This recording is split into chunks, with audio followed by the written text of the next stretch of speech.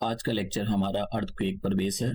तो अर्थक्वेक से जितने भी रिलेटेड क्वेश्चन है मैंने यहाँ पर सारे जो है कवर कर लिए हैं। तो ऐसा नहीं है कि आपको बाहर से कुछ करने की जरूरत है। अगर आपने ये अच्छे से कर लिया तो अर्थक्वेक से रिलेटेड सारे क्वेश्चन आपके हो जाएंगे।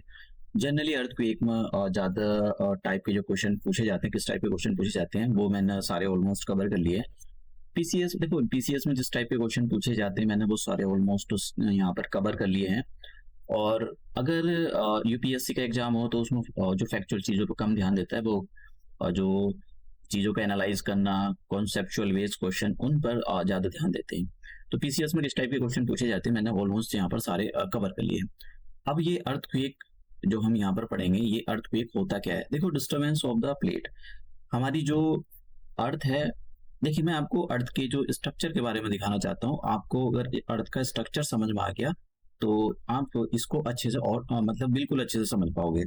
तो अगर आप देख रहे हो तो हमारा जो अर्थ का इंटरनल स्ट्रक्चर है, देखिए हमारी जो ये वाली जो अंदर की कोर है, इसको कोर बोलते हैं। कोर भी दो टाइप में डिवाइडेड है, इनर कोर और आउटर कोर। फिर जो ये हमारे पास इनर कोर हो गई और ये हमारे पास आउटर कोर हो गई। फिर उसके बाद में आते हैं हम बाहर। तो बाहर वाली जो ये वाला जो रीजन होता है, ये इसको बोलते हैं हम मेंटल। ठीक है, ये वाला जो रीजन होता है। तो इतना पोर्शन अगर आप देखें, ये वाला पोर्शन, ये 3D में यहाँ पर ये जो आज की पोजीशन है, मतलब जो थ्योरी है जिन्होंने बताया है कि हमारी जो अर्थ का इंटरनल स्ट्रक्चर है, ये जो पोर्शन आप देख रहे हो, ये वाला पोर्शन यहाँ पर ये 3D है। और ये जैसे कि एक खरबूजा होता है, खरबूजे का एक पीस काट लिया हो तो इस टाइप का वो आपको दिखाई देगा। तो ये कोर है, ये वाला इतना सिस्टम कोर है। ठीक है, इनर, इसको भी दो पार्ट में डिवाइड किया गया, इनर कोर और आउटर कोर। दूसरा वाला जो पोर्शन है, मैं जैसे ये बता रहा था, ये जो पोर्शन है इसको बोलते हैं मेंटल। वो मेंटल नहीं जो हॉस्पिटल में जाते हैं, मेंटल। देखिए, अब इस ये जो मेंटल है, इस मेंटल जो है सेमी लिक्विड की बनी हुई है। तो इसमें जरा थोड़ा सा कुछ समझने की जरूरत है। ये जो पोर्शन देख रहे हो आप, ये वाला, इसको बोलते हैं एस्थेनोस्फीयर, ये वाला। और asthenosphere is the part of the mental. ठीक है, आपको इसको समझने की जरूरत है क्योंकि ये बहुत इंपॉर्टेंट है।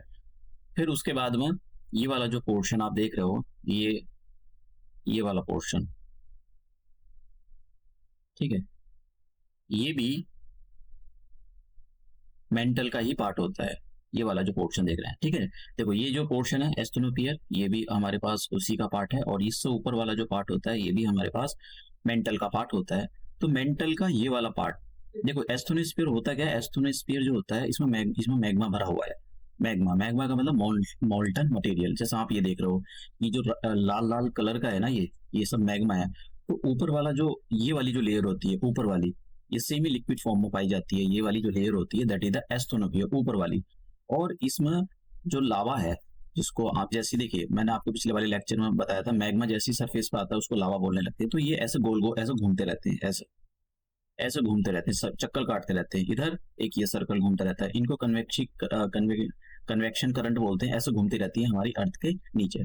तो इनको बोलते हैं राइजिंग लिम। ये ऐसे जब ऊपर आएंगे, तो ये राइजिंग लिम जब ऊपर की ओर ऐसा फोर्स अप्लाई करते हैं, तो जो हमारी ये वाला जो पोर्शन देख रहे हो, ये लिथोस्फीयर, अभी हम देखेंगे लिथोस्फीयर में क्रैक डेवलप हो जाते हैं। वो क्रैक डेवलप होने के बाद अगर इतने क्रैक डेवलप हो गए कि वो उस पोर्शन को कट करके ये मैग्मा अर्थ की सरफेस पर आ गया, तो अब उसको लावा बोलते हैं। और जैसे ही अर्थ की सरफेस पर आएगा तो प्लेट में डिस्टर्बेंस होता है, प्लेट मूव करती रहती हैं। वैसे प्लेट जो मूव करती हैं वो ये जो आप सर्कल की फॉर्म में यहाँ पर देख रहे हो, कन्वेक्शनल करंट, इनकी वजह से जो हमारी जो अर्थ होती है उनमें मूवमेंट होता है और उसकी वजह से अर्थक्वेक आते हैं। ठीक है, तो ये बेसिक सा मैंने यहाँ पर ज्यादा डिटेल में आपको बताया नहीं कि बस इसके पीछे बहुत सारी मतलब बहुत कुछ है, लेकिन आप बस बेसिक सा समझ लो। और हमारे अर्थ का जो ट्रू, अगर आप इंटरनली उसको देखें काट कर, तो इस टाइप से दिखाई देगी। अब ये जो पोर्शन है, जरा इसको ध्यान से समझने की जरूरत है। ये वाला जो पोर्शन है, ये वाला यहां से लेकर ऊपर, देखिए मेंटल का ये वाला पोर्शन, और ये जो ऊपर है, ये क्रस्ट है, ये क्रस्ट है, ये वाला ऊपर वाला, ये सब सारा का सारा क्रस्ट है। यहां से लेकर, मैं यहाँ पर इसको अच्छे से दिखा दूं, ये वाला जो है, ये पूरा का पूरा यहाँ तक पूरा का पूरा क्रस्ट है ये। ठीक है, यहाँ जहाँ मेरा पेन चल रहा है उससे ऊपर ऊपर ये सब क्रस्ट है ये। और ये वाला जो पोर्शन है, ये है मेंटल। और मेंटल का भी एक छोटा सा पार्ट होता है, ये एस्थेनोस्फीयर के ऊपर होता है। तो ये दोनों को मिला दिया जाए, ठीक है, अर्थ की क्रस्ट को और मेंटल के जो अपर पोर्शन इसको मिला दिया जाए, इसको बोलते हैं लिथोस्फीयर। ये जो लिथोस्फीयर है ये प्लेट में डिवाइड किया हुआ है। अब ये प्लेट कौन सी होती है? ये खाने वाली प्लेट नहीं होती है जिसमें हम खाना खाते हैं। ये प्लेट क्या होती है? जमीन के टुकड़े होते हैं, समझ गए? ये जमीन के जो होते हैं टुकड़े होते हैं। तो जमीन के टुकड़े 3 टाइप से मूव करते हैं। मान लो एक ये कोई छोटा मोटा टुकड़ा नहीं होता है कि 5 बीघे 10 बीघे 100 बीघे, बहुत बड़े बड़े, मतलब इवन पैसिफिक ओशियन एक प्लेट से मिलकर बना हुआ है। तो एक प्लेट ये होगी, दूसरी प्लेट ये होगी। अब हो सकता है कि एक प्लेट दूसरी प्लेट की ओर मूव कर रही हो, ठीक है, या ये भी हो सकता है कि एक प्लेट दूसरी प्लेट से दूर जा रही हो, या ये हो सकता है कि एक प्लेट दूसरी प्लेट के पैरेलल हो। ये भी प्लेट इधर जा रही है और ये भी प्लेट इधर जा रही है, तो ये भी हो सकता है। तो डिस्टरबेंस जब भी होता है अर्थ की प्लेट में, तो अर्थक्वेक मतलब सेस्मिक वेव जनरेट होती है। और सेस्मिक वेव जनरेट होने का मतलब ये होता है कि एनर्जी रिलीज होती है। एनर्जी जब भी रिलीज होगी तो उसका इम्पैक्ट तो दिखाई देगा सरफेस पर, और उसका इम्पैक्ट सरफेस पर दिखाई देता है, उसी को हम अर्थक्वेक बोलते हैं। तो ये तो एक बेसिक सा था। अभी मैं आपको इस डायग्राम के थ्रू दिखाता हूँ, इस एनिमेशन के थ्रू, कि कैसे अर्थक्वेक जो वेव होती है जिसको सेस्मिक वेव बोलते हैं वो चारों तरफ फैलती है। देखिए जहां से ये जनरेट हो रही है और अपने चारों तरफ ये फैल रही है, जरा इसको ध्यान से देखने की जरूरत है। आप इसको देखें, फिर से मैं इसको प्ले करता हूँ। देखिए इनकी इंटेंसिटी जहां पर ये स्टार्ट होती है वहां पर बहुत ज्यादा होती है, वहां उसका इम्पैक्ट सबसे ज्यादा होता है, जब सबसे ज्यादा ये डैमेज करेंगी। और जैसी जैसी ये दूर जाती है, इनका जो इम्पैक्ट है, इनकी जो इंटेंसिटी है, इनका जो डैमेज करने का इम्पैक्ट है वो थोड़ा कम हो जाता है। जैसे कि अगर अर्थक्वेक रिंग ऑफ फायर में आता, मतलब रिंग ऑफ फायर के चारों तरफ अर्थक्वेक आते रहते हैं, तो वहां पर अगर आता है तो इंडिया मतलब कितने मैग्नीट्यूड का है, अगर मान लो कि और लेट से कोई और 6 मैग्नीट्यूड का आया, तो इसका इम्पैक्ट इंडिया में बहुत ही ना के बराबर होगा। लेकिन आसपास के जो रीजन है उनमें बहुत बड़ा इम्पैक्ट होगा। जैसे जापान है, जापान में बहुत ज्यादा इम्पैक्ट होगा, या ये साउथ ईस्ट एशियन कंट्री है, इन पर ज्यादा इम्पैक्ट होगा।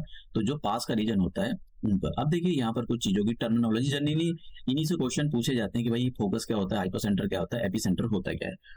तो देखिए इसको जरा समझ लें हम। जैसा हमारी अर्थ को एक ये सॉरी अर्थ है, तो अर्थ के नीचे जैसे मैंने कहा अर्थ जो अर्थक्वेक जनरेट होते हैं वो लिथोस्फीयर में होते हैं। तो अर्थ के नीचे अगर आप जनरली जाओ तो 200 किलोमीटर की बात हो रही है, यहाँ पर 200 किलोमीटर की रेंज में जो है अर्थक्वेक जनरेट होते हैं। अब जहां से ये जनरेट हुए, जैसे मान लो कि लेट से इस पोर्शन से ये जनरेट हुए, इनका जो पॉइंट है चारों तरफ वेव निकलेंगी, ऐसे जाएंगी ऐसे जाएंगी ऐसे जाएंगी ऐसे जाएंगी, चारों तरफ वेव्स आएंगी। अभी हम देखेंगे कितने टाइप की वेव्स होती हैं। तो जहां से ये अर्थक्वेक जनरेट हुआ है इसी को हम फोकस बोलते हैं, ठीक है, इसी को बोलते हैं फोकस। और इसको हाइपोसेंटर भी बोला जाता है, ठीक है, हाइपोसेंटर। तो पीसीएस में इस टाइप का क्वेश्चन पूछा जाता है कि भाई किससे मेजर किया जाता है, इसको हाइपोसेंटर हो गया। अब देखिए हाइपोसेंटर के ऊपर ठीक जमीन होगी, जमीन का टुकड़ा होगा, जिसको हो सकता है कि ये ऊपर ओशियन हो, और ये भी हो सकता है कि ऊपर इंसान रहते हो, मतलब जो जमीन का टुकड़ा हो क्रस्ट हो, क्योंकि जो हमारी क्रस्ट है कॉन्टिनेंटल क्रस्ट होगी। और क्रस्ट भी 2 टाइप की होती है, कॉन्टिनेंटल क्रस्ट और ओशनिक क्रस्ट। तो यहाँ पर अगर सपोज करो कुछ जैसे अर्थक्वेक वेव यहाँ से चली, तो सबसे ऊपर एकदम जस्ट अबव जो सीधी लाइन बनेगी, जैसा ये फोकस हो गया, इसको हाइपोसेंटर भी बोलते हैं, ये जहां पर सबसे पहले पहुंचेगी ऊपर, सबसे पहले कहां पर पहुंचेगी, एकदम अपने सर के ऊपर, तो इसी को बोलेंगे हम कि यही हमारे पास एपिसेंटर होता है, एपी सेंटर। तो एपिसेंटर क्या होता है? देखिए एपिसेंटर सरफेस पे वो पॉइंट होता है जहां पर सबसे पहले अर्थक्वेक फील होता है, और एपिसेंटर के ही आसपास सबसे ज्यादा डैमेज होगा। ये बातें आपको याद रखनी कि अगर एपिसेंटर ये फोकस हो गया और एपिसेंटर यहाँ पर है ठीक जस्ट अबव, तो यहाँ पर सबसे ज्यादा डैमेज होगा। क्योंकि अर्थक्वेक वेव जैसे मैंने बताया चारों तरफ चलेंगी, लेकिन जब दूर दूर जाती हैं तो उसका जो इम्पैक्ट है, उसकी जो इंटेंसिटी है वो कम होती है। इसलिए जो उस पर देखते हैं रिचर्ड स्केल पर जो सेस्मिक वेव को जब मेजर किया जाता है, तो वो बताता है आपको 7 पॉइंट कितने मैग्नीट्यूड का है, ऐसा भी कितना है। तो वो यहाँ पर इतने एरिया ज्यादा, मान लो 7 का है तो इतने एरिया में ज्यादा इम्पैक्ट करेगा, अगर कुछ 8 का है तो और दूर तक, कुछ और है तो और दूर तक। इसलिए ये अब ये जब ये जो एनर्जी रिलीज होती है, तो इसकी वजह से जो है वेव्स जनरेट होती हैं। तो उन्हीं वेव्स, जैसे मैं आपको ये एनिमेशन के थ्रू दिखा रहा था कि कैसे ये जो वेव्स जनरेट होती हैं, ये डिस्टरबेंस होता है प्लेट टेक्टोनिक में, उसी की वजह से ये प्लेट जनरेट होती हैं। तो आप देख रहे होंगे कि चारों तरफ ये सब अर्थक्वेक वेव ही हैं। अब मैं आपको कितने टाइप की होती हैं ये इसके बारे में दिखा देता हूँ, ठीक है। ये रिंग ऑफ फायर है जहां पर सबसे ज्यादा अर्थक्वेक आते हैं। तो अब देखिए अर्थक्वेक जो वेव होती हैं वो 3 टाइप की होती हैं।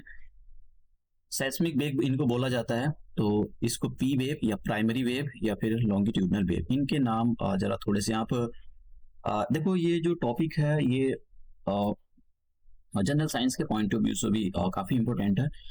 ये जो वेव होती हैं प्राइमरी वेव, ये ऑलमोस्ट सभी मटेरियल से पास हो जाती हैं, ठीक है, सभी मटेरियल से पास हो जाती है, चाहे वो सॉलिड हो, लिक्विड हो और गैस हो। दूसरा एस वेव, ये भी जो वेव होती हैं इनको एस वेव या सेकेंडरी वेव्स या फिर ट्रांसवर्स वेव्स भी बोला जाता है। ये नीचे और भी इसके दे रखे हैं, तो आपको इनको करने की जरूरत नहीं, जितने मैं बता रहा हूँ बस उतनी कर लो। टेक्निकल, ज्यादा टेक्निकल में जाने की जरूरत नहीं, इतना टेक्निकल में नहीं पूछता पीसीएस में। और एक होती है लब वेव। ये जो लब वेव होती है ये सरफेस पर चलती है, अर्थ के सरफेस पर। और आपको जानकर बड़ी हैरियत, मतलब बहुत ज्यादा वो होगा कि सबसे ज्यादा जो डिस्ट्रक्शन करती हैं यही एल वेव करती है, इनको लब वेव भी बोला जाता है। सरफेस वेव, सरफेस पर चलती है इसलिए इनको सरफेस वेव बोला जाता है। अब इनको मेजर देखो, आप देख रहे हो ना, ये जो प्राइमरी वेव होती है इनकी जो फ्रीक्वेंसी है कितनी हाई है, आप देख रहे हो फ्रीक्वेंसी कितनी हाई है। तो जिनकी फ्रीक्वेंसी हाई होती है ना वो तो सब में घुसते चले जाते हैं, और फ्रीक्वेंसी हाई होने का मतलब लो वेवलेंथ हो जाती है। जो फिजिक्स के स्टूडेंट्स उनको पता होगा। फिर देखिए फ्रीक्वेंसी यहाँ पर बढ़ गई है, फ्रीक्वेंसी बढ़ गई है, तो फ्रीक्वेंसी मतलब ये सभी चीज में से नहीं निकल सकती है, और फ्रीक्वेंसी और बढ़ गई है, देखिए तो ये एल वेव की फ्रीक्वेंसी है। तो अब ये हमारे पास हमको पता लगा। अब मैं आपको प्राइमरी वेव कैसे चलती है जरा उसके बारे में एक एनिमेशन दिखाता हूँ, और बहुत केयरफुली प्राइमरी वेव को आपको समझने की जरूरत। देखिए प्राइमरी वेव को देखिए जरा कैसे चल रही है, प्राइमरी वेव्स को देखें कैसे चल रही है। फिर से मैं इसको रिप्ले करता हूं।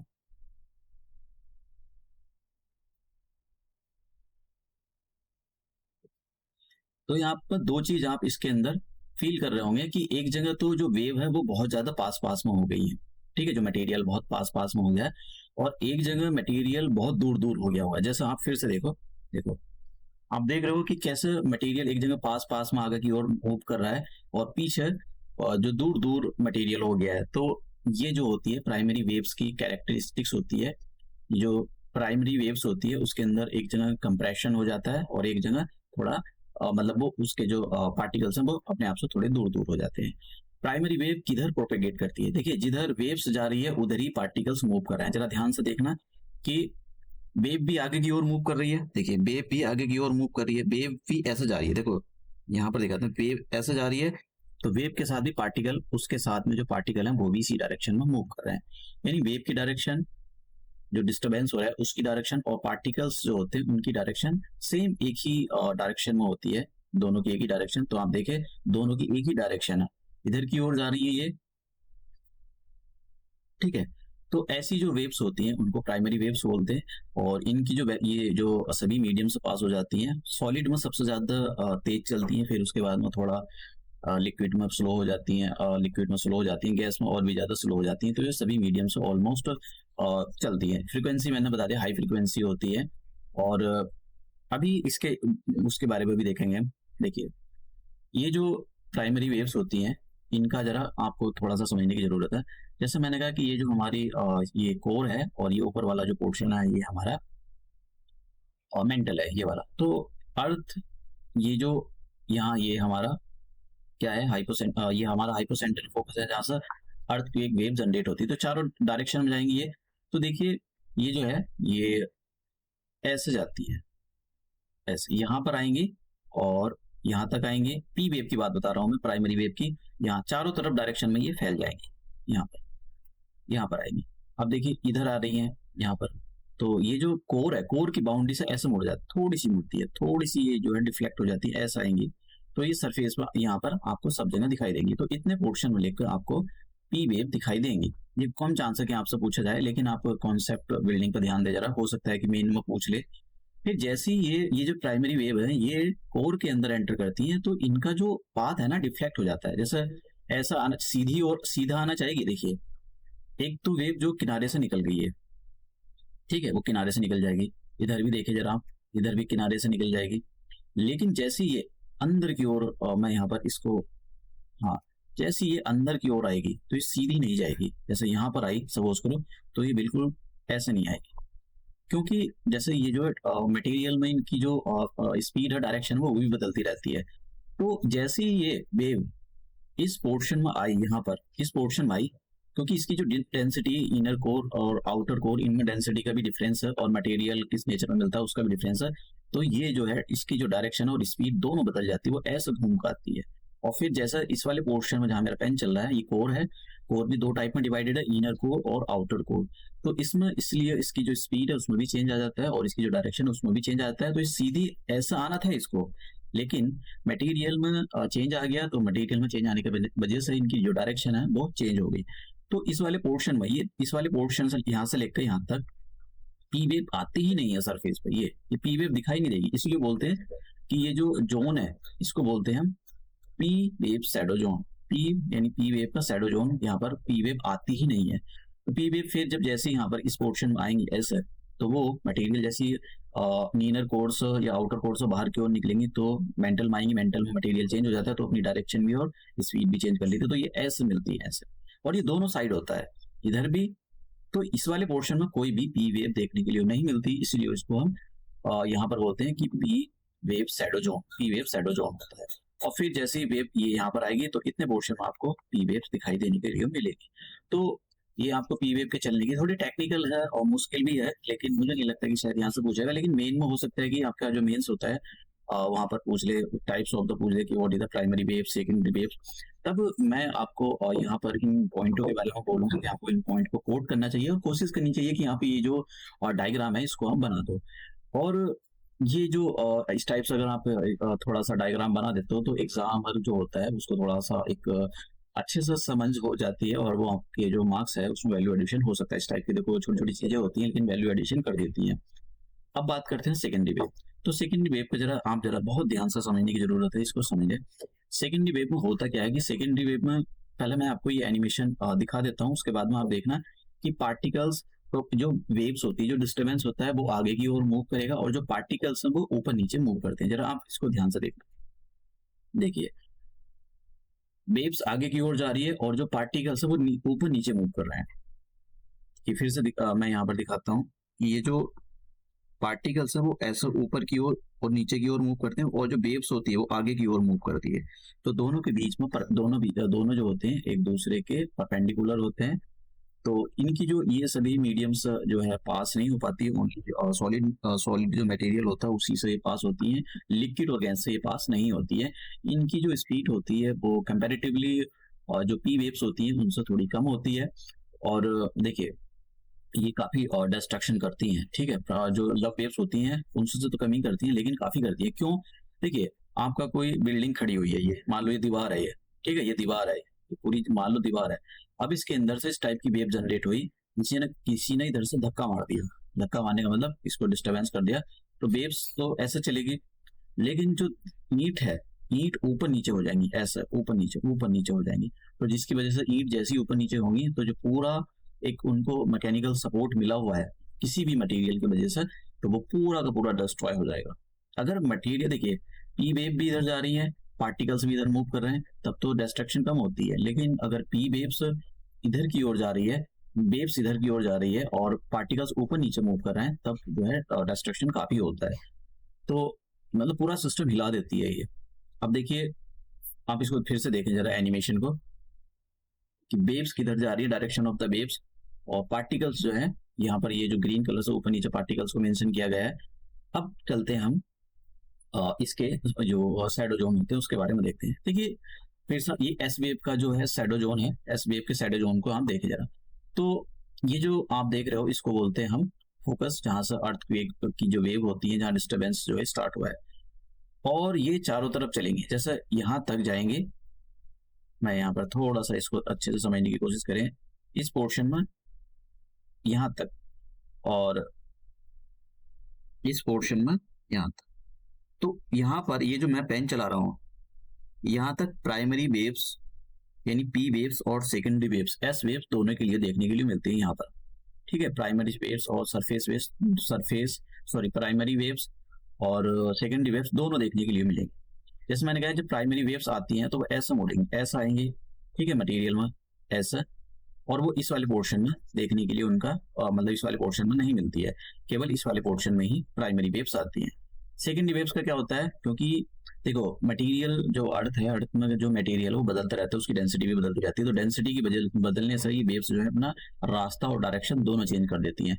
तो जैसे ही प्राइमरी वेव्स, देखिए जैसे ही ये जो सेकेंडरी वेव्स है, सेकेंडरी वेव्स यहाँ पर आएंगी, सभी वेव्स यहाँ पर खड़ी हुई होंगी, ठीक है, लेकिन ये जो वेव्स हैं ये लिक्विड फॉर्म में नहीं ट्रैवल करती है, तो मेंटल सॉलिड फॉर्म का बना हुआ है, तो ये सॉलिड फॉर्म में ट्रैवल कर लेती है, लेकिन यहाँ पर जो है मटेरियल की डेंसिटी और सब कुछ चेंज हो जाता है, तो ये जो है अपना रास्ता प्राइमरी का, मैं यहाँ पर सेकेंडरी वेव्स की बात बता रहा हूँ, यहाँ पर ऐसे चली जाएंगे, ये आएंगे ही नहीं कोर में, तो जिसकी वजह से ये यहाँ पर आती ही नहीं है, मतलब इस वाले पोर्शन की वजह, गोला गोला जो है इस पोर्शन की वजह से यहाँ पर ये आ ही नहीं पाती इतना लेवल पोर्शन में, ठीक है, क्योंकि ये सेम ये जो है इसमें भी लिक्विड, क्योंकि कोर जो है ये कोर जो है ये भी लिक्विड फॉर्म की बनी हुई है, तो लिक्विड फॉर्म में चलती नहीं है, तो ये जो है एस एस वेव का शैडो जोन मिल जाता है हमको।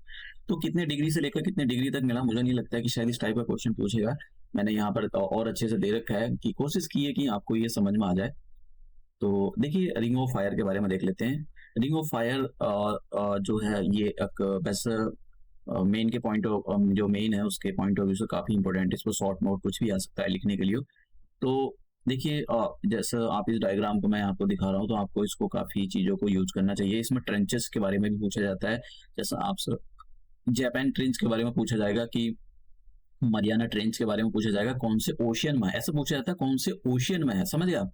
तो इस टाइप के क्वेश्चन फॉर्म होते हैं। ऐसा नहीं, देखो जब ऐसा नहीं होता कि भाई आप कोई एक पर्टिकुलर टॉपिक पढ़ रहे हो तो केवल उसी पर पूरा कॉन्सेंट्रेट कर लो, थोड़ा सा लेफ्ट राइट हो जाना चाहिए, आपको देख लेना चाहिए कि भाई उससे रिलेटेड कोई चीज ऐसा सोचोगे कि भाई आएगा मैं तभी करूंगा, तो थोड़ा सा आपको कर लेना चाहिए। जैसे इस वाले से आपको थोड़ा सा ट्रेंचेस के बारे में नॉलेज हो जाती है, तो ट्रेंचेस जो है जितने भी ये जो आप देख रहे हो ना, ये यहाँ पर अर्थक्वेक की बेल्ट है, ये यहाँ पर ये पूरी अर्थक्वेक की बेल्ट है, और यहाँ पर ये पूरा का पूरा रिंग ऑफ फायर है। रिंग ऑफ फायर का मतलब यहाँ पर वोल्केनो निकलते रहते हैं। तो इस रिंग ऑफ फायर के बारे में, रिंग ऑफ फायर के बारे में आपको पता है, मोस्ट ऑफ जो अर्थ पर अर्थक्वेक आते हैं वो रिंग ऑफ फायर के आसपास ही आते हैं, ठीक है। तो पैसिफिक में, ये पैसिफिक ओशन के किनारों पर रिंग ऑफ फायर है, और इधर America, north America, south America, और ये जापान और ये वाला portion south east Asian country का पोर्शन लगा हुआ है, ठीक है। तो इसके बारे में आपको अच्छे से पता होना चाहिए, और मुझे नहीं लगता है कि इतना कुछ करने के बाद इसमें से कुछ बच जाता है। यहाँ से ये पता होना चाहिए वर्ल्ड के अप्रोक्सीमेट जो 90% अर्थक्वेक है वो इसी उसके रिंग के आसपास आते हैं, तो आपको इसके बारे में पता होना चाहिए पैसिफिक रिंग कहाँ पर है और किससे एसोसिएटेड। सिंपल सा क्वेश्चन वैसे पूछा गया था कि पैसिफिक रिंग ऑफ फायर किससे एसोसिएटेड है, और मतलब हो सकता है कि थोड़ा सा डेप्थ में चला जाए था, लेकिन आपको थोड़ा सा इसके बारे में पढ़कर जाना चाहिए। तो ये हमारा जो ज़्यादा बड़ा लेक्चर नहीं था, मैंने कोशिश किया कि आपको यहाँ पर सारी चीज़ें समझ में आ जाए। तो मैं आपको नेक्स्ट लेक्चर में जो उसके अंदर मैंने डेजर्ट्स पर क्वेश्चन आते हैं, तो नेक्स्ट लेक्चर आज ही आ जाएगा, काफ़ी बड़ा लेक्चर होगा, और ये जो इसकी पीपीटी है मैं इसको डिस्क्रिप्शन बॉक्स में ऐड करा दूंगा। देखिए कोशिश करनी चाहिए आपको कि सारी चीज़ें आप डिटेल में कवर कर लो, और कोई भी क्वेश्चन पिछले साल के क्वेश्चन भी आपको करके जाने चाहिए, और थोड़ा सा लेफ्ट राइट भी हो जाना चाहिए। अगर उससे कोई रिलेटेड करंट अफेयर है तो करंट अफेयर से भी आपको देख लेना चाहिए कि करंट अफेयर में उससे रिलेटेड कोई चीज़ है या नहीं है। तो हम ये अपना लेक्चर यहीं समाप्त करते हैं, और अपने नेक्स्ट लेक्चर में मिलते हैं।